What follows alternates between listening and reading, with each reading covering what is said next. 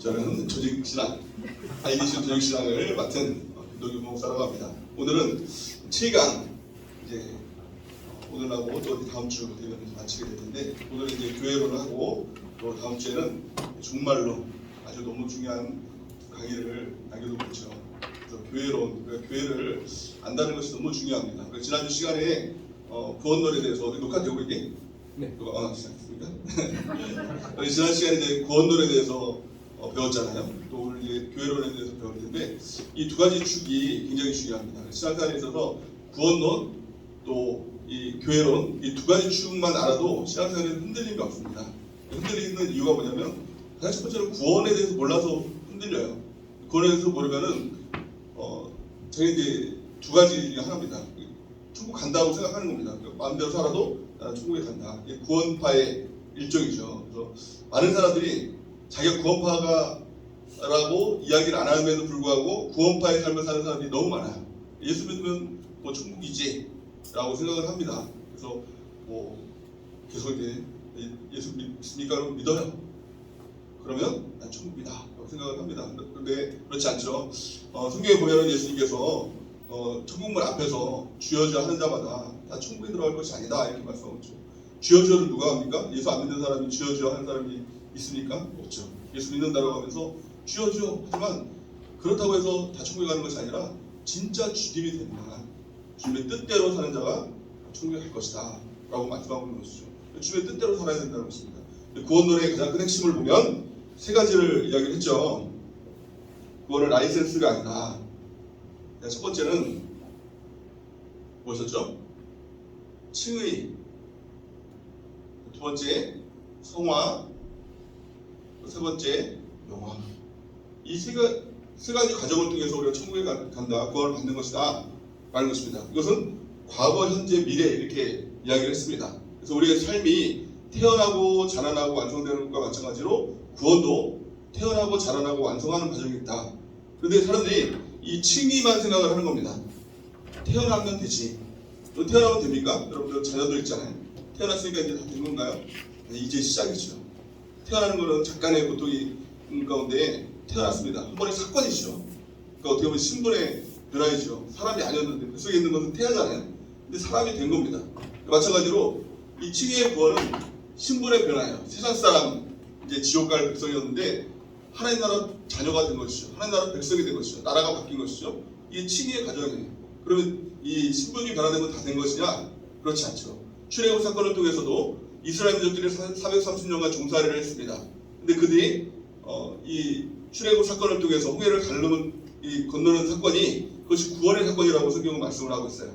그래서 이 홍해를 가르는 사건이 침례를 받는 사건이다 라고 성경은 말씀하죠. 그래서 이 6월절의 사건은 예수님의 십자가의 그 사건이다. 피로 인해서 구원받았어요. 늘 구원을 받은 것이죠. 근데 그것이 다였나요? 아니죠.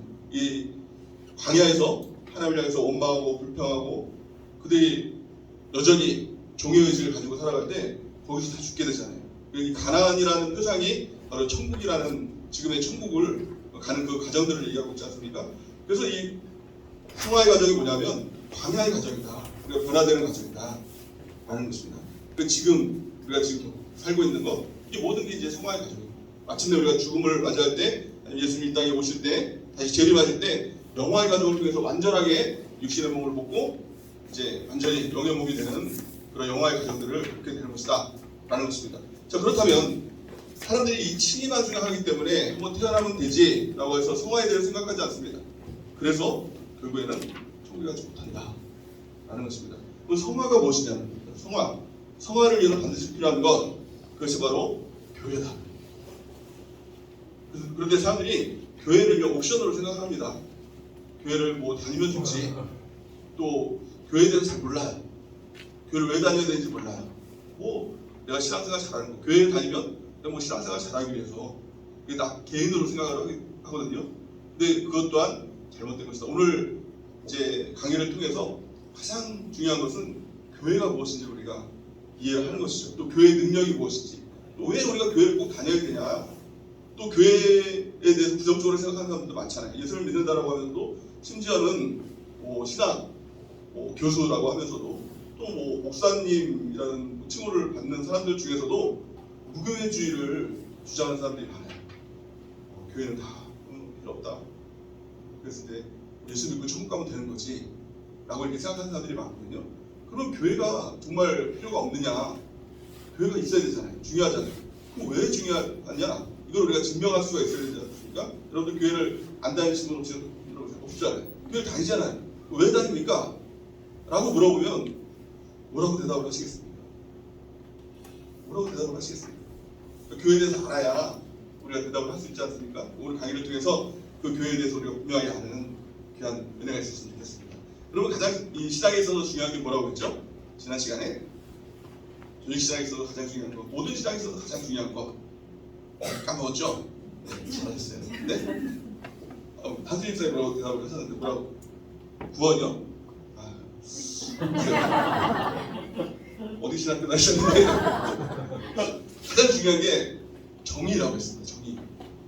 그 구원이라고 하면 구원이 뭐냐? 소테리야. 구원, 건전을 받는다. 어디로부터 건전을 받았냐? 죄로부터 건전을 받았다. 죄가 뭐냐? 하마르티야. 하나님의 목적에서 벗어나는 이런 정의들이 이제 중요하다는 것이죠. 모든 것이 정의가 중요한 겁니다. 신론, 신이 무엇이냐? 인간론, 인간이 뭐냐? 또 기독론, 기독. 그리스도가 누구냐? 정의에 대해서 아는 것이 분명히 중요하다고 했죠. 신학을 배웁니다. 신학이 중요하다. 신학이 뭡니까? 신학? 그렇죠. 하나님에 대해서 아는 거. 그것이 바로 신학이다. 하나님에 대해서 알아가는 것. 아는 것이 곧 사랑이다. 누군가를 이제 제가 유민진 집사님을 사랑합니다. 라고 하는데 유민진 집사님에 대해서 알고 싶지 않아. 알고 싶지 않은데 그냥 사랑해. 그게 말이 안 되는 것이죠. 그러니까 사랑한다라고 하면 그 사람에 대해서 궁금하고 알고 싶고 그런 것입니다. 중요한 것만 알고 싶은 게 아니에요. 사랑하면요. 그 사람에 대해서 가장 궁금한 게 뭘까요? 가장 궁금한 게 아침에 뭐 먹었니? 이게 궁금한 거예요. 그렇게 궁금한 거예요. 아무도 관심이 없는데 또 아침에 뭐 먹었니? 이런 것을 톡하면서 뭐 먹었어? 뭐 했어? 이런 것들이 궁금한 거죠. 하나님에 대한 사랑도 하나님에 대해서 뭐 특별한 거, 하나님에 대한 어떤 특별한 어떤 그 특성들 그런 게 아니라 좀 하나님의 생각이 뭔지, 나를 향한 하나님의 생각이 무엇인지, 하나님 뭘 하고 싶은지, 또 하나님이 또 어떤 생각을 가지고 있는지 그런 것에 대해서 알아가는 것, 이런 모든 것들이 바로 신앙이다라는 것이죠. 그래서 오늘 이렇게 공부를 하면서 교회론에 있어서 가장 첫 번째 시작 중요한 게 뭐죠? 교회에 대해서 정의를 내야겠죠. 교회의 정의가 뭘까요? 교회는 원어를 우리가 이렇게 공부를 하고 또 언급을 하는 것은 이게 제가 잘난 체 하려고 그러는 게 아니라 이게 또 안 나옵니다. 제가 잘난 체하고 이렇게 아는 체 하려고 그러는 게 아니라 원어에 대한 의미를 보면 그 뜻을 알 수 있죠. 정의에 대해서 알 수가 있는 것 아닙니까? 우리 교회에 대해서 정의를 한번 공부를 해보겠습니다. 교회의 원어의 뜻은 에클레시아 이렇게 얘기합니다.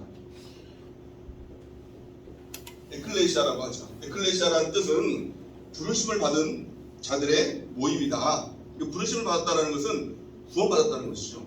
그러니까 구원받은 자들의 모임이 바로 에클레시아다. 구원받은 자들의 공동체 이겁니다. 그래서 어떤 사람은 이제 이 원어적인 뜻을 보면서 그러면 이 건물은 교회가 아니고 모임이 이제 교회다. 이렇게 또 신학교에서 가르칩니다. 가르치는 사람들도 있죠. 그렇게 알고 있는 사람들이 있습니다. 그러나 그렇지 않습니다. 성경에 보면은 하우스, 집이라는 의미로도 쓰였습니다. 근데 많은 부분에 있어서는 집이라는 의미보다는 가족 이런 이제 의미로 많이 쓰였죠. 성경을 보면은 디모데전서 3장 15절 말씀을 같이 한번 읽겠습니다. 시작. 만일 내가 지체하면 너로 하여금 하나님의 집에서 어떻게 행하여야 할지를 알게 하려 하리니 이 집은 살아계신 하나님의 교회요 진리의 기둥과 터니라. 아멘. 여기서 보면 이제 하나님의 교회, 하나님의 집이라는 말이 나오죠. 영어로 보면 이제 하우스, 그리고 또 하나가 하우스 홀드. 다 아시겠죠? 가족이라는 이제 뜻이죠. 영어만 나오면 이렇게 고의를 쓰기시는 이유를 모르겠습니다. 네, 저도 몰랐는데 공부를 하면서 알았습니다. 그래서 교회는 에클레시아, 우리 모임. 그러니까 가장 중요한 것은 혼자가 이제 교회가 아니다. 어떤 사람은 내가 교회다, 혼자 있어도 교회다 이렇게 이야기하는 분들이 있는데 혼자는 교회가 아니라 모임이 두세 사람의 내 힘으로 모인 곳에 나도 그들 중에 있느니라 이렇게 예수님께서 말씀하시죠. 그러니까 모여야 교회가 되는 거죠. 그래서 이 시대의 가장 큰 이 도전들이 뭐냐면 교회됨을 다 무너뜨리는 거예요. 그래서 구원을 받았지, 근데 구원 받은 걸로 끝나게 만드는 거죠. 그래서 지금 특별히 이 마지막 때의 가장 큰 도전은 모이지 못하도록 만드는 거, 다 각자 뛰어넘게 만드는 거. 이게 마귀의 가장 큰 전략이다라는 것을 우리가 영적으로 민감하게 알아야 돼요. 코로나 사건을 통해서도 이 마귀의 전략이 뭐예요? 예배 드려. 못 드리게 안 해요. 근데 혼자서 집에서 드려. 교회가 없는 겁니다. 그래서 우리 교회에서도 뭐 이 성전에서 못 드리게 하면 집에서 모여서 이제 예배를 드렸지 않습니까? 그러니까 모여야 돼요. 가정에서 모이고 또 집에서 모이고 또 성전에서 모이고 모여야 그 교회가 되는 것이다. 이 교회의 핵심은 바로 모이는 것이다. 영적인 가정, 이것이 바로 교회다라는 것입니다. 우리가 구원론에 대해서 이야기를 하면서 구원은 태어나는 것이라고 얘기를 했습니다. 태어나는 것이죠. 그러니까 태어나서 그다음부터 이제 중요한 게 뭐죠? 아이에게 있어서 이제 자라나는 것이죠. 아이가 자라나서 이제 장성하게 되는 것. 이게 이제 부모님들의 가장 큰 목적이 되겠죠. 바르게 자라나도록 또 교육도 하고 또 뭐 건강하게 자라나도록 또 맛있는 것도 막 먹이고 그래서 이제 자라나도록 하는 것입니다. 근데 그게 자라나는 것이 아이가 뭐 길바닥에 이제 하면 고양이처럼 혼자 자라나는 게 아니잖아요. 뭐 숲속에다 두면 늑대처럼 혼자 자라나는 게 아니잖아요. 가정을 통해서. 사람은 가정이라는 하나님의 그 귀한 이 장소를 주셨습니다. 가정에서 자라나도록 한 겁니다. 영적으로도 마찬가지예요. 영적으로 태어나면 그냥 저절로 자라나는 게 아니라는 거예요. 저절로 천국 가는 게 아니라 그 아이가 영적으로 양식을 공급받고 또 영적으로 또 바르게 또 운동도 하고 영적인 어떤 근력도 키우면서 자라나야 완전하게 되는 것이다. 겁니다. 영적인 가정이 어디냐? 이것이 바로 교회다. 교회가 아니면 자라날 수가 없어요. 자라나지 않는 건 어떻습니까? 자라나지 않는 건 죽는 것입니다. 죽으면 천국에 가지 못하는 것입니다. 이스라엘 민족들이 출애굽 사건을 통해서 이 광야로 인도되는 과정이 그것이 영적으로 다시 태어나는 과정이에요. 종로로 했다가 이제 자유민이 된 또 하나님의 백성으로 새롭게 태어난 과정이었죠. 근데 그들은 광야에서 자라나지 못했어요. 원망하고 불평하고. 이게 뭐예요? 다 어린아이의 특징이거든요. 자라나지 못하는 가장 큰 특징은 원망 불평이 끊이지 않아요. 왜냐하면 모르기 때문에, 하나님에 대해서 모르기 때문에, 하나님의 일들에 대해서 보지 못하기 때문에 원망하고 불평하고 져달라고 보채고 막 그런 거 아닙니까? 그러니까 이 영적으로도 마찬가지로 원망하고 불평하다 자라나지 않는다. 그 아이들이 어떻게 됩니까? 자라나도록 잘 양육을 해야 되는 것이죠. 또 내 자신이 자꾸 원망 불평이 나온다. 내가 아직 자라나지 못했구나. 교회 안에서 자라나도록 애쓰고 힘써야 되는 그 일들이 있는 것이죠. 뿐만이 아니라 우리가 서로가 다 양육자가 됩니다. 그래서 그 아이를 위해서 이제 그 영혼을 위해서 기도해주고 양육해주고 또 특별히 영적 리더라면 더 그 일들에 우리가 힘쓰는 그 은혜가 있어야 되겠죠. 자, 이것을 알기 위해서 두 가지를 비교를 할 필요가 있는데요. 회당, 예수님 시대에는 회당이라는 것이 있었습니다. 교회가 아니라 회당이 있었고 또 이제 예수님께서 회당이 아니라 내가 내 교회를 세우겠다 이렇게 얘기를 하죠. 그렇다면 회당이 무엇이고 또 교회가 무엇인지 전에 목사님께서 설교를 통해서 이야기를 해주셨지만 다시 한번 복습하는 시간을 갖도록 하겠습니다. 회당도 지금 이 시대랑 똑같이 이런 신앙적인 행위를 했어요. 종교적인 일들을 했다는 것입니다. 그래서 예배도 드렸어요. 또 뭐 교제도 하고 뭐 전도도 하고 봉사도 하고 우리가 하는 것들을 다 했다는 것입니다. 그런데 예수님은 그게 교회가 아니다. 그것을 보고 교회다 라고 이야기를 한 것이 아니죠. 내 교회를 세우겠다 이렇게 말씀하시죠.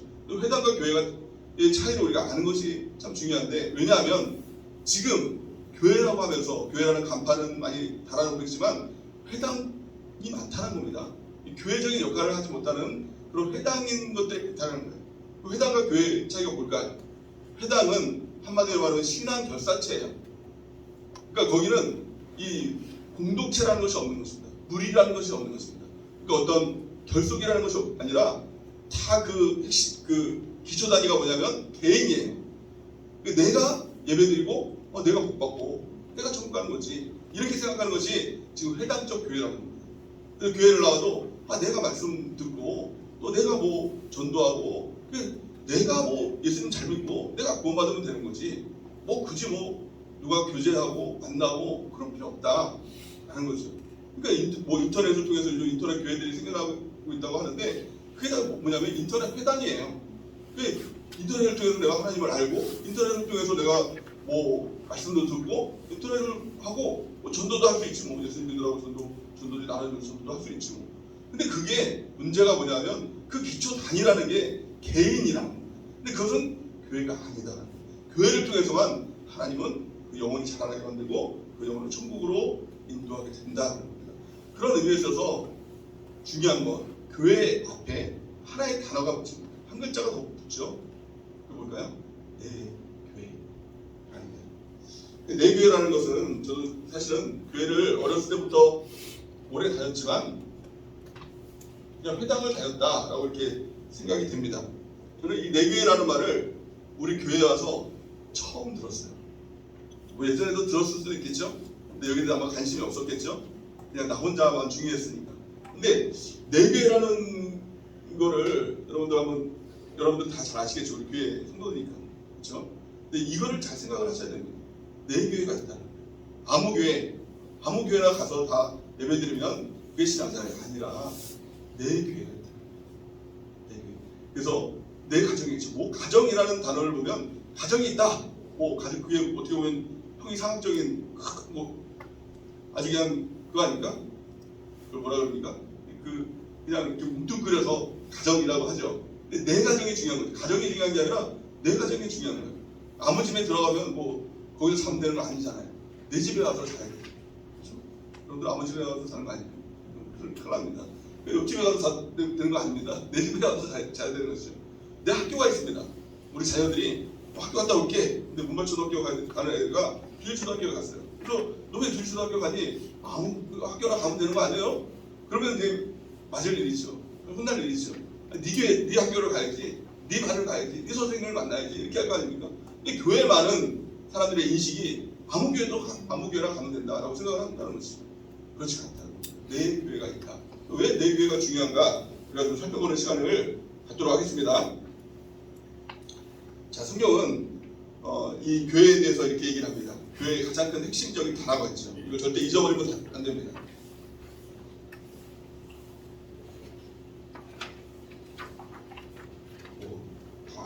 아시겠지만 이 단어만은 우리가 딱 잊지 않으면 교회론에 있어서 흔들리지 않을 거라 생각이 됩니다. 교회의 가장 중요한 건 뭐죠? 함께. 혼자 아닙니다. 함께. 근데 이거를 이론적으로 다 안다고 해요. 그래서 신학교로도 함께 서로 같이 이게 교회다 이렇게 얘기를 하는데 실제는 안 돼요. 교회만 가면 그냥 혼자 예배드리고 보고 싶은 거예요. 누가 터치받고 싶지 않은 거예요.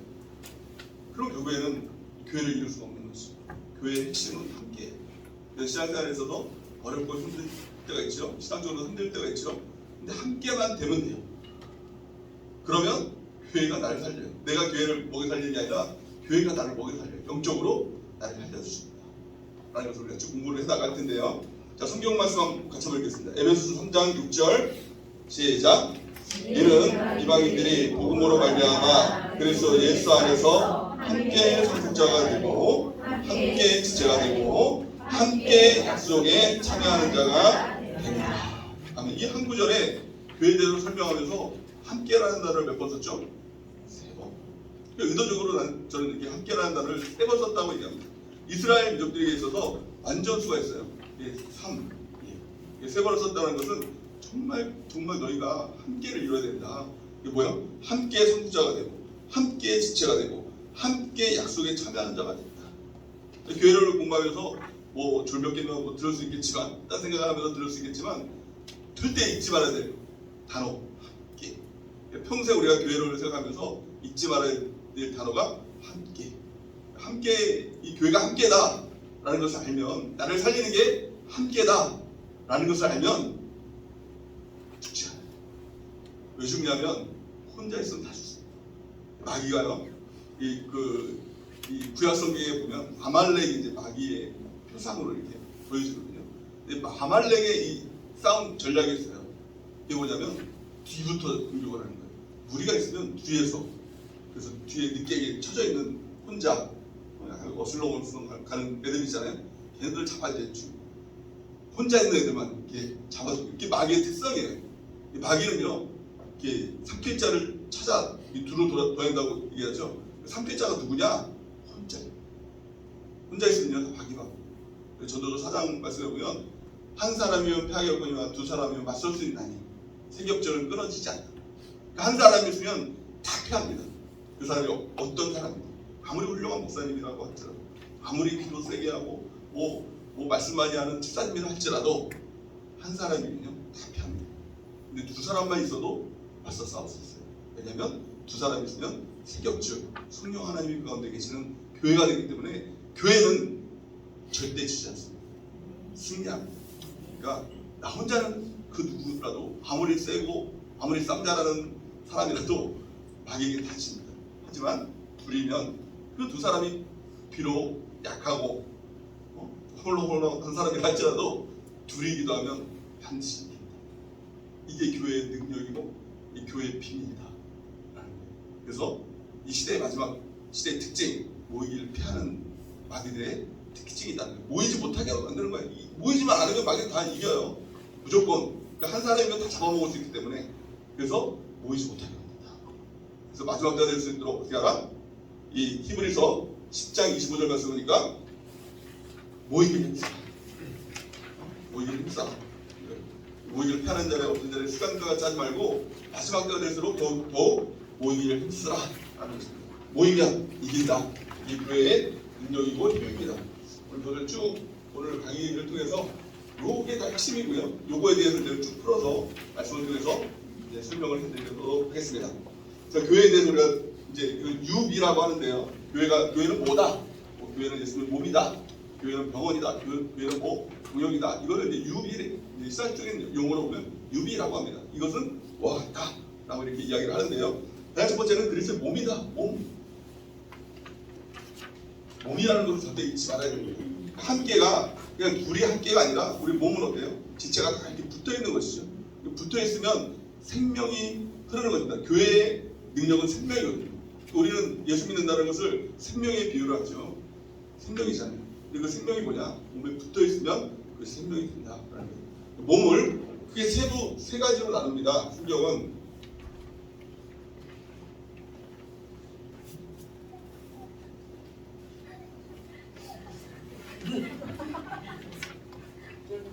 이게 이제 몸이잖아요. 이렇게 제가 이렇게 사람을 그린 이유가 조금 있습니다. 몸이 뭐냐면 머리, 또 뭐가 있을까요? 몸을 이렇게 지체라고 하죠. 또 하나가 있습니다. 뭐가 있을까요? 제가 이렇게 그린 이유가 있다고 했죠. 그런 게 이제 뭡니까? 마디. 이 세 가지 말고 또 뭐가 있을까요? 그게 성경은 이 세 가지가 있다. 우리가 머리, 마디, 지체가 있다. 이 머리가 뭡니까? 예수 그리스도. 이 머리라는 것은 이 통치권을 가지고 있다는 것이죠. 그래서 온 몸이 사실은 팔이 움직일 때 팔이 잘라서 움직이는 것 같지만 손가락이 잘라서 움직이는 것 같지만 사실 그렇지 않아요. 뇌의 기능이 마비가 되면 뇌속마비라든가 그런 것들이 딱 걸려버리면 온몸이 그냥 아무것도 아니에요. 그러니까 머리가 중요하다. 머리에서 모든 것이 나온다. 머리는 이게 바로 예수 그리스도.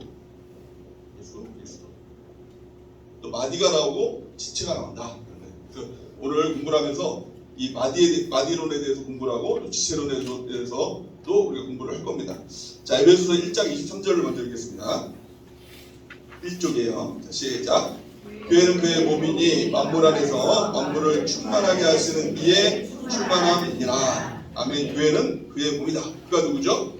예수님의 몸이다. 그래서 이 교회를 통해서 만물을 충만하게 하신다 라는 것을 말씀하고 있는 것이죠. 또 에베소서 1장 22절 머리 대신 예수님에 대해서 말씀하죠. 같이 읽겠습니다. 시작. 또 만물을 그의 발 아래에 복종하게 하시고 그를 만물 위에 교회의 머리로 삼으셨느니라. 아멘. 또 이제 우리가 두 번째로 살펴볼 것은 바로 마디라는 것입니다.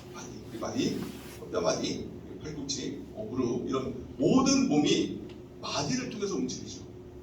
지체가 혼자 움직이는 게 하나도 없어요. 다 마디예요. 손가락이 움직일 때도 마디를 통해서 움직이죠. 팔꿈치 마디를 통해서 이게 움직이고 하나님께서 그렇게 만드신 것 같아요. 이 구조를 모든 것이 마디가 움직이면서 움직여지는 거 아닙니까? 잘 움직이고 있죠. 마디가 건강하다는 거예요. 뼈마디가 쓰시면 이게 움직이지 못하지 않습니까? 움직이지 못하시는 분들을 놀리기 위해서 한 건 아닙니다. 자, 마디의 중요성에 대해서 우리가 살펴보겠습니다. 에베소서 4장 16절 우리 같이 읽겠습니다. 시작. 그에게서 온 몸이 각 마디를 통하여 도움을 얻음으로 연결되고 결합되어 각 지체에 분량되고 역사하여 그 몸을 자라게 하며 사랑 안에서 스스로 세우느니라. 아멘. 여기서 마디를 통하여 온 몸이 마디를 통해서 도움을 받고 움직이고 결합되고 수합되고 이러면서 이 마디가 계속 움직이면서 이게 자라나고 이게 성장하게 된다는 거죠. 그 마디가 계속 움직여야 된다는 거예요. 그 이 마디가 뭐냐? 이 마디가 바로 이 직분자다 이렇게 하면서 이 직분론으로 들어가게 되는데 이 직분이라는 게 좀 차이가 있어요. 그러니까 이 성경에서 말하는 직분과 또 우리가 지금 실제적인 직분과는 약간 차이가 있어요. 왜냐하면 지금 직분은 이 성경에서 말하는 직분과 조금 다른 게 뭐냐면 좀 변질된 거죠. 직분을 어떤 타이틀 뭐 이런 걸로 여기죠. 그러니까 어떤 자리, 위치 하는 거예요. 근데 사실은 성경에서 말하는 모든 직분은 영적 리더의 역할을 합니다. 그러니까 서로가 서로에 연결시켜줘서 움직여지는 역할. 그러니까 영적 리더라고 일본의 기자가 표현을 했습니다. 그래서 중요한 것은 이 영적 리더가 바로 마디가 된다. 영적 리더를 통해서 각 몸이 움직여지게 된다는 겁니다. 영적 리더의 역할이 뭘까요? 바울은 자신이 영적 리더의 역할을 감당한다고 하면서 이런 표현을 썼습니다. 중매제기. 이 중매제기는요, 자기가 드러나는 사람이 아닙니다. 연결시켜주는 역할을 하는 겁니다. 그러니까 지체와 지체를 연결시켜주는 마디의 역할을 한 것이다 라는 것이죠. 그래서 이 중매제기가 제일 잘해야 될 게 뭘까요? 제일 잘해야 될 거? 잘 연결시켜줘야 돼요. 그래서 이 중매제기들을 보면 가만히 보면은 이 젊고 예쁜 사람들은 별로 없더라고요. 이 나이가 어느 정도 이제 지글씩 들고 그렇지 않아요? 젊어요. 같은 동년배 비슷한 자기도 결혼도 안 하고 자기도 결혼 안 하는 사람 별로 없는 거예요. 근데 또 중매제기를 보면은 그렇게 예쁜 사람이 없더라고요. 왜 그럴까? 그러니까 아주 잘하는 중매제기들 있잖아요. 능력 있는 사람들 이렇게 보면은 수더분한 아줌마 같은 말 그냥 잘하고 이렇게 서로 연결시켜주는 서로에 대해서 막 칭찬 잘해주고 막 그런 사람들이 중매제기를 하더라고요. 왜냐하면 중매제기가 너무 예쁘면 상대적으로 소개시켜주는 사람보다 중매제기에 집중을 하게 되겠죠. 그러니까 비교가 되다 보니까 그 사람이 더 안좋아 보이는 그런 역할들을 하는 거예요. 또 중매제기는 또 이렇게 보면은 자기 안 튀게 다니는 거예요. 서로를 이렇게 중매해주기 위해서 자기가 드러나지 않는 것이죠. 그래서 이 영적 리더도 마찬가지라고 저는 생각이 듭니다. 자기가 드러나면 사실은 그 중매에 실패한 것이죠. 예수님과 그 사람과 연결시켜주는 중매쟁이, 또 이세론과 저세론을 연결시켜주는 이 중매쟁이, 이게 바로 이 마디의 역할이다 라는 것을 또 우리가 알아야 되겠죠. 마디를 통해서 세 번째 보니까 마디를 통해서 지체들이 세워진다 라는 것입니다. 지체로 혼자 열심히 한다고 세워지는 게 아니라 마디가 움직여질 때 이 지체가 움직여지게 되는 것이죠. 이 마디의 역할이 뭘까요? 지체를 움직이게 하는 역할. 그래서 이 지체가 움직여지지 않으면 굳게 됩니다. 그래서 결국에는 그 기능을 다 겪지 못하게 되는 것이죠. 그러니까 마디를 통해서 끊임없이 이 몸이 움직여지게 하는 것, 이게 마디의 역할이다. 에베소서 4장 12절 찾으셨나요? 우리 같이 읽어보겠습니다. 시작. 이는 성도를 온전하게 하며 봉사의 일을 하게 하며 그리스도의 몸을 세우려 하심이라. 아멘. 성도를 온전하게 하고 봉사의 일을 하게 해야 된다는 것이죠. 이게 바로 마디의 역할이다 라는 것입니다. 또 지체는 어떻게 됩니까? 지체는 서로의 지체를 존중해 줘야 된다는 것입니다. 나도 지체죠. 내가 이 존귀한 이유, 예수님 믿고 내가 존귀하고 또 하나님 앞에서 내가 존귀한 이유. 근데 어떻게 보면 이 객관적으로 보면 저는 별로 제 스스로에 대해서 존귀하다 생각을 잘 안 하거든요. 그래서 예수님을 믿고도 내 자신의 모습을 성경에 비춰보고 또 보니 그냥 쓰레기 같은 거예요. 주님 앞에서 나는 별 볼일 없는 것 같은 거예요. 그런데 성경에 보면 그게 존귀한 자다라고 이렇게 얘기를 해주죠. 근데 존귀한 자예요. 왜 존귀한 자죠? 예수님의 지체니까. 나를 함부로 하면 안 돼요. 함부로 막 여기면 안 돼요. 그것은 예수님을 욕되게 하는 거죠. 예수님의 존재이기 때문에, 지체이기 때문에 난 존귀한 자죠. 마찬가지로 나만 지체인가요? 유비지 집사님도 지체고 황미경 집사님도 지체잖아요. 그러니까 그를 보면서도 존귀하게 여겨야 되겠죠. 중요하게 여겨야 되겠죠. 왜냐하면 예수님의 지체이기 때문에 그렇다 하는 것이죠. 또한 고린도서 12장 21절 그에 대해서 설명을 하고 있죠. 시작. 눈이 손들어 내가 너를 쓸데없다 하거나 또한 머리가 발들어 내가 너를 쓸데없다 하지 못하리라. 아니, 눈은 어떻습니까? 눈의 가장 큰 장점은 보는 것이죠. 눈이 없으면 어떻습니까? 사람이 아무것도 보지 못하죠. 아름다운 거, 보기 좋은 거 이런 것들 다 보잖아요. 눈의 역할이 얼마나 중요합니까? 그런데 눈이 이 손들어 야, 너는 보지도 못하면서 네가 할 수 있는 게 뭐가 있어? 네가 볼 수 있어? 라고 하면서 무시한대요. 눈이 손을. 그러면은 그게 가당치 한 일이냐 하는 거예요. 있을 수 없는 일이잖아요. 근데 교회 안에서는 어떤 사람이 뭔가 능력, 어떤 재능이 있고 탤런트가 있다고 해서 다른 사람들 보면서 너 그것도 못하면서 너가 지체냐? 라고 할 수 있겠느냐? 그런 일이 실제로 있다는 거예요. 그럴 수 없는데 그렇게 행하고 있다는 것이죠. 그럴 수 없다라고 이야기하는 것이죠. 또 뭐라고 얘기합니까? 머리가 발더러 내가 너를 쓸 데 없다. 머리가 발을 보면서 내가 위에 있으니까 너는 내 밑이야 라고 말할 수 있으니까 넌 내 발바닥이야. 발바닥이겠지만 그렇게 무시할 수가 없는 것이죠. 이 냄새나는 거 그러면서 무시할 수가 없는 것이죠. 발바닥은 발바닥의 역할이 있고 머리는 머리의 역할을 하는 것 아닙니까? 그러니까 교회 안에서도 마찬가지라는 겁니다. 더 중요한 지체가 있는 것이 아니라 덜 중요한 지체가 있는 것이 아니라 그 모든 것이 합력해서 지체를 예수님의 몸을 이뤄가고 있는 것이다 라는 것입니다. 이것은 다른 사람들을 보는 관점에 대해서 얘기하는 것입니다. 우리 모두가 여기 있는 모두가 사실 지체죠. 그러니까 누구보다 더 잘하는 사람이 없다는 거예요. 여기 강단에 있어서 설교한다고 해서 그 설교자가 더 뭔가 더 많은 걸 알기 때문에 더 잘났기 때문에 설교하는 게 아니라 그 역할을 맡았기 때문에 하는 것이다 라는 것입니다. 근데 제가 여러분들보다 더 신학적으로 많이 알아서 가르치는 사람이 아니라 그렇게 하는 사람이 있어야 하는 거예요. 지체이기 때문에 하나님께서 그렇게 하라고 하시니까 여러분들은 앉아서 또 수업을 듣는 이유도 마찬가지로 그 지체이기 때문에 그 역할들을 하는 것이다. 그러니까 교회 안에서는 어느 누가 더 뛰어나고 어느 누가 덜 뛰어나고 그것이 없다라는 거예요. 그리고 모든 지체들은 반드시 그 역할대로 중요한 역할을 하고 있다라는 것이죠. 우리 지체 중에서 필요 없는 지체가 있나요? 없어요. 어떤 사람은 발가락이요 이렇게 얘기할 수 있겠지만 발가락 하나만 여러분 혹시 궁금해서 잘라보세요.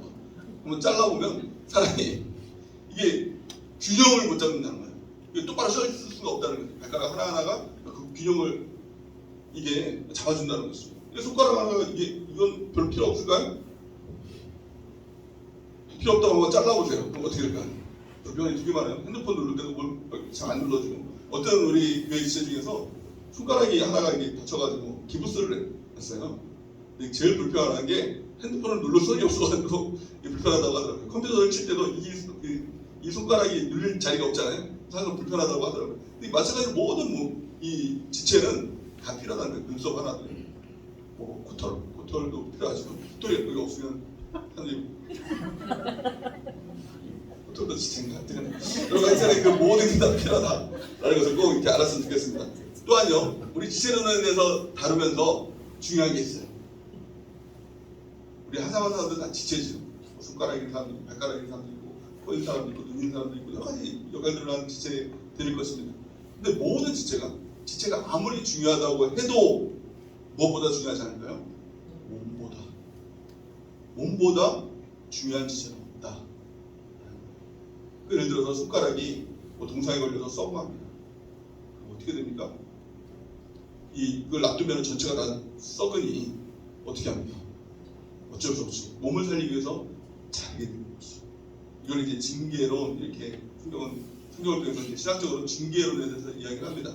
그래서 아무리 뛰어난 지체가 있을지라도 아무리 뛰어난 성도가 있을지라도 교회보다 중요한 성도는 없다. 그래서 교회를 썩게 만들고 교회를 무너뜨리는 성도에게는 징계할 수 있다. 성경은 이렇게 얘기합니다. 또 디모데전서 1장 20절 이렇게 징계를 받은 사람이 있죠. 같이 읽겠습니다. 시작. 그 가운데 후메네오와 알렉산더가 있으니 내가 사탄에게 내준 것은 그대로 훈계를 받고 승석을 모독하지 못하게 하려 함이라. 아멘. 이 바울이 누굽니까? 후메네오와 알렉산더 이 사람들이 교회를 무너뜨리고 교회를 다 썩게 만드니 사탄에게 내주게 된다는 것입니다. 교회를 출교했다. 이것을 이해하고 있어요. 또 고린도서 5장 12절에서 13절 시작. 사람들을 판단하는 것이야. 내게 무슨 상관이 있으리오마는 교회 안에 있는 사람들이야. 너희가 판단하지 아니하냐. 밖에 있는 사람들은 하나님이 심판하시려니와 이 악한 사람들은 너희 중에서 내쫓으라.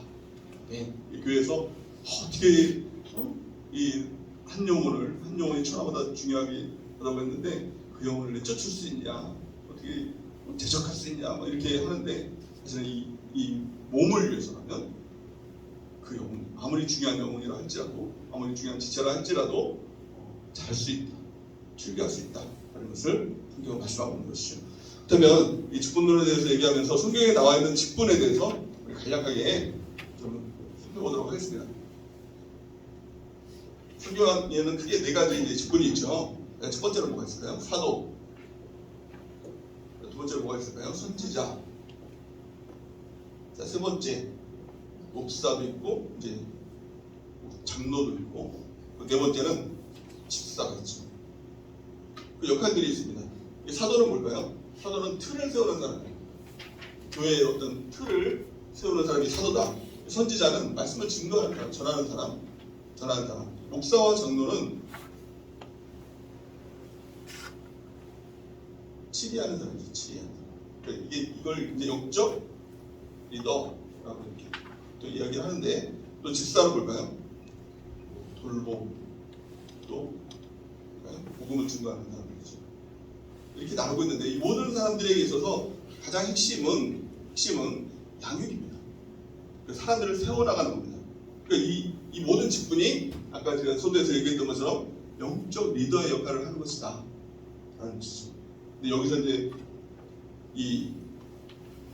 보면은 보통 이렇게 교회 오래 다녔으면 이렇게 집사를 주고, 또 더 이제 오래 다니고 이제 나이가 들면 장로를 주고, 또 타이틀로 이렇게 생각을 하는데 사실은 타이틀은 의미가 없다. 여기서 장로를 얘기할 때 지금 우리가 얘기하는 행정장로, 행정하시는 분들은 이제 장로라고 얘기를 합니다. 성경에서는 이 모든 장로가 목양장로입니다. 그래서 지금으로 보면 이 목사라고 얘기를 하는 겁니다. 이 당시 때 성경에서 나오는 이 베드로가 이야기를 하거든요. 나와 함께 장로된 너희에게 이렇게 이야기를 합니다. 그러니까 이 목양하시는 분, 그러니까 지금 목사를 성경은 장로다 이렇게 얘기를 하는 겁니다. 그래서 이 침례교회에 있어서 장로라는 호칭이 사실 없습니다. 목사와 집사라고 이렇게 두 직분만 있는 거죠. 왜냐하면 성경에서 말하는 이 장로라는 호칭은 이게 저기예요. 목사예요, 목사. 그렇죠? 그래서 그런데 지금 우리 교회는 어떻습니까? 장로가 있죠. 그것을 이제 더 정확히 얘기하면 호칭 장로입니다. 그분들이 사실 집사예요. 장로님들이 집사다. 집사님들도 집사다. 그럽니다. 왜 성경에는 이 장로라는 호칭에 대해서 목사님을 장로라고 얘기를 하는데, 왜 그러면 우리 침례교는 말씀 그대로잖아요. 그러니까 장로라는 호칭이 사실 없는 겁니다. 근데 왜 장로를 줬냐? 다른 교단에서 하도 뭐라고 하니까 호칭 장로 이렇게 준 겁니다.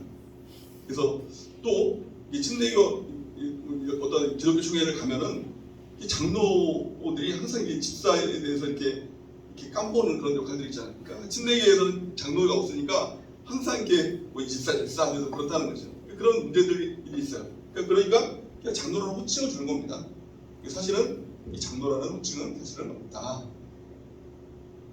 그래서 원래 침례교에서는 장로라는 게 사실 목사 역할을, 목양하는 역할을 한다라고 해서 이제 호칭 장로, 우리 교회에서는 호칭 장로 역할을 보시면 될 것 같습니다. 참고로 이렇게 아시면 될 것 같고요. 자, 교회에 대해서 또 교회 유비라고 할 때 교회를 뭘로 나타낼까요? 성경은 교회는 예수님의 신부다. 신부라는 것이 뭘까요? 신부는 사랑스러운. 우리 주님께서 가장 존귀하고 또 사랑스러운 존재를 여기는 것이 바로 교회다라는 것이죠. 에베소서 5장 26절에서 27절 우리 같이 한번 읽어보겠습니다. 시작.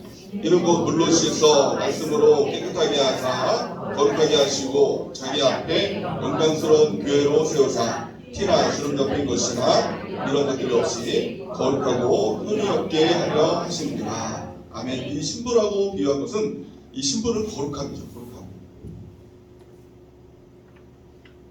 존경함. 그래서 교회의 가장 큰 특징은 거룩함과 정결함입니다. 근데 교회의 가장 이 거룩함과 정결함을 어떻게 이루십니까? 성경 보니까 말씀으로 씻어서 흠이 없고 정결하게 한다. 이 신부라는 것은 예수님께서 내 교회야.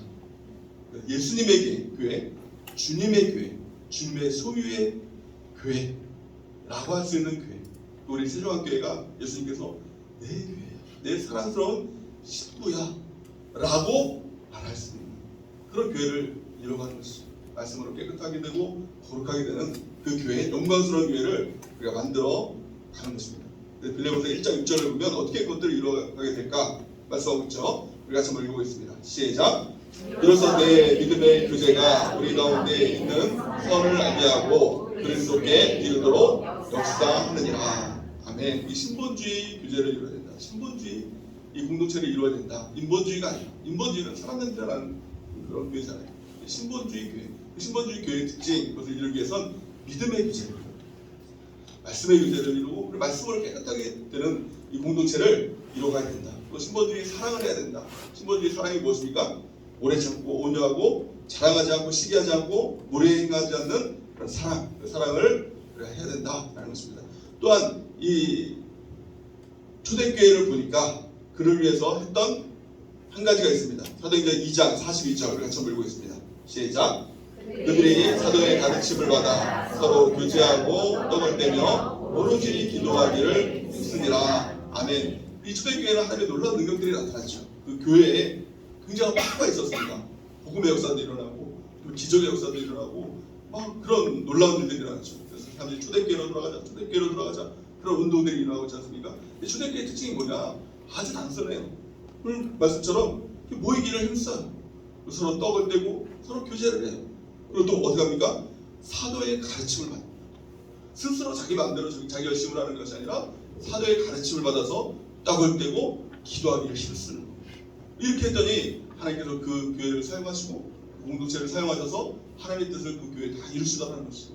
우리 공동체가 바로 이런 각 셀들이 이런 일들을 이루어 나가기로 합니다. 자, 네 번째 보면 교회는 뭐다? 병원이고 영이다 이렇게 얘기하죠. 병원의 역할이 무엇입니까? 아픈 사람 치료하는 데죠. 그래서 상처받고 찢기는 사람들 와서 치료하는 이 공동체가 바로 이 교회 공동체다. 그래서 세상에 나가면 막이라는 약한 놈들이 있잖아요. 막 상처를 주고 막 아프게 하고 그렇게 막 믿음을 잃어버리게 만드는 그런 이런 막이라는 놈들이 있잖아요. 찢긴 사람들, 상처받은 사람들이 어디에서 치료를 받습니까? 교회에 오면, 병원에 오면 치료를 받습니다. 교회는 반드시 치유받는 공동체가 되어야 된다는 것입니다. 시편 142편 2절에 3절 같이 읽겠습니다. 시작. 여호와께서 예루살렘을 세우시며 이스라엘의 흩은 자를 모으시며 상심한 자를 고치시며 그들의 상처를 싸매시는도다. 아멘. 이 예루살렘이라고 표현된 것, 이 구약에서 예루살렘이라고 표현된 것이 바로 교회입니다. 이 교회에서 교회를 세우시고 이스라엘의 흩은 자를 모으시고 치료하시고 싸매신다라는 것입니다. 자, 그러면 어떻게 우리가 이 상처를 치유할 수 있을까? 하나님께서 어떻게 싸매실까? 교회를 통해서 야고보서 5장 16절을 세 번역으로 같이 읽겠습니다. 시작. 그러므로 여러분은 서로 죄를 고백하고 서로를 위하여 기도하십시오. 그러면 여러분은 낫게 될 것입니다. 의인이 적절히 비는 기도는 큰 효력을 냅니다. 아멘. 모여서 고백하고 위로하고 기도에 힘쓰는. 그래서 이 셀 공동체의 나눔이 이 치료의 셀의 가장 큰 핵심이 된다라는 것입니다. 또 마찬가지로 교회는 병원일 뿐만이 아니라 병역이다. 교회를 통해서 치유받은 사람들이 마귀와 싸울 수 있도록 또 훈련되고 또 나갈 수 있도록 또 그 힘을 공급하는 것, 이것이 바로 교회이다라는 것이죠. 디모데후서 2장 1절에서 7절을 한번 읽어봐 주시고요. 그래서 자, 그럼 다섯 번째 교회의 능력이 뭐냐? 교회는 큰 능력이 있습니다. 작게는 3개, 또 더 나가서는 4개 그렇게 이야기를 하는데 1, 2, 3, 4 가장 큰 능력이 뭘까요? 마귀를 이기는 능력이에요. 혼자는 안 되지만 한 사람은 다 피하지만 마귀를 이긴다. 음부의 권세가 이기지 못하는 능력이 있다. 마태복음 16장 18절 같이 읽겠습니다. 시작. 또 내가 네게 이르노니 너는 베드로라. 내가 이 반석 위에 내 교회를 세우리니 음부의 권세가 이기지 못하리라. 아멘. 이 베드로라. 이 베드로라는 반석이라는 뜻이죠. 이 베드로 위에 교회를 세운다라고 해서 이 보니까 천주교에서는 그 베드로를 그 칼을 들고 막 그 앞에 세우는 동상을 세워놓고 베드로를 중요하게 여겨요. 그러나 예수님의 말씀이 이 베드로가 아니라 베드로가 고백한 그 고백들, 주는 살아계신 하나님의 아들이십니다. 주는 그리스도시요 살아계신 하나님의 아들입니다. 라고 했을 때 내가 그 고백, 그 반석 위에 내가 교회를 세우겠다 라고 하는 것이죠. 베드로 자체가 아니라는 것입니다. 이 말씀을 통해서 음부의 권세가 이기지 못한다. 그 고백 위에 세워주신 교회는 음부를 이기는, 마귀를 이기는 권세가 있다는 것입니다. 두 번째 권세가 무엇입니까? 열린 문의 권세. 빨리 하다 보니까 막 많이 꼬이고 있습니다. 시간이 없어서요. 자, 열린 문의 권세라는 것입니다. 이것은 내가 이 키를 가지고 있다는 거예요. 내가 천국의 키를 가지고 있다는 거예요. 천국 키를 누구에게 준비하는 게 아니라 숨겨놓은 게 아니라 내가 가지고 있다. 내가 내 입술을 통해서 열면 열려주고 내 입술을 통해서 닫으면 닫혀준다. 그 능력을 하나님께서 나에게 주셨다. 내가 전도하면 그 복음의 역사를 통해서 구원의 역사가 나타나게 된다. 내가 기도하면 하나님의 복이 많은 능력들이 나타나게 된다. 그 내가 누구예요? 교회다. 교회를 통해서 하나님께서는 함께 기도하고 함께 전도하고 함께 하나님의 일을 할 때 하늘문이 열리는 하나님의 역사가 나타나게 된다. 땅에 있는 거 열면 하늘에서 열리는 열린 문의 권세를 바로 교회에 주셨다는 것이죠. 세 번째는 무엇일까요? 하나님을 아는 각종 지혜와 지식. 시간이 없으니까 많이 얘기했습니다. 하나님을 아는 각종 지혜와 지식을 주셨다는 겁니다. 사람이라는 존재는 하나님을 알 수 없는 존재예요. 그래서 시험 강좌를 하면서 제가 서두에 그런 말씀을 드렸죠. 하나님과 우리와의 갭, 또 우리와 구독자와의 갭, 어느 갭이 더 클까요? 질문을 드렸습니다. 어느 갭이 더 클까요? 하나님과 우리 사이. 왜냐면 우리와 구독이는 같은 피조물이에요. 어떻게 보면 다이다이. 그러니까 이 구덩이가 사람을 알 수가 있을까요? 불가능하겠죠. 마찬가지로 사람이 하나님을 아는 것은 이것은 그냥 어려운 게 아니라 불가능한 겁니다. 놀라운 것은 하나님께서 우리 가운데 그것을 공개해 주셨죠. 나는 하나님이다. 말씀드린 성경을 통해서 공급해 주셨죠. 알 수 있도록 해주셨죠. 그것 또한 교회를 통해서 그 하나님을 아는 각종 지혜와 지식을 주셨다라고 성경 말씀하고 있습니다. 에베소서 3장 10절 우리 같이 읽겠습니다. 시작. 이는 이제 교회로 말미암아 하늘에 있는 통치자들과 권세들에게 하나님의 각종 지혜를 알게 하려 하심이니. 아멘. 교회를 통하지 않고는 하나님에 대해서 절대 알 수 없다라는 것이죠. 마지막 번째는 에베소서 1장 23절. 아까 우리가 이거 봤던 것처럼 너무 중요한 말씀이기 때문에 다시 한번 읽어보겠습니다. 시작. 교회는 그의 몸이니 만물 안에서 만물을 충만하게 하시는 이의 충만함이니라. 아멘. 이 세상에 충만함이 있을까요? 만족이 있을까요? 무엇을 하면 만족할 수 있을까요? 절대 이 세상에는 만족이라는 단어가 없습니다. 그러나 유일하게 하나님께서 교회를 통해서 충만하게 해주시겠다, 만족하게 해주시겠다라고 약속해 주셨습니다. 교회는 예수님의 몸이다. 함께함을 통해서 그 만족을 여러분들 누리고 계신가요? 함께함, 교회를 알고 교회의 지체가 될 때 하나님께서 주신 만족을 다 누리기를 바랍니다. 교회를 왜 다녀야 되는가? 두 번째로 우리가 간략하게 살펴보도록 하겠습니다. 첫 번째, 교회는 훈련받는 곳이다. 또 보호받고 축복받는 곳이다 라는 것입니다. 교회를 통해서 훈련을 받습니다. 그래서 장사한 훈련까지 우리가 자라나게 되는 것이죠. 또 보호를 받습니다. 교회를 통해 하나님 우리를 보호해 주십니다. 또 모든 축복은 교회를 통해서 하나님께서 주시는 것이다. 그렇죠? 또 자라나서 어떻게 합니까? 그 끝이 영원한 천국. 천국이 없으면 교회는 사실은 무용지물인 것이죠. 그래서 천국이야? 우리가 항상 질문하는 거 아닙니까?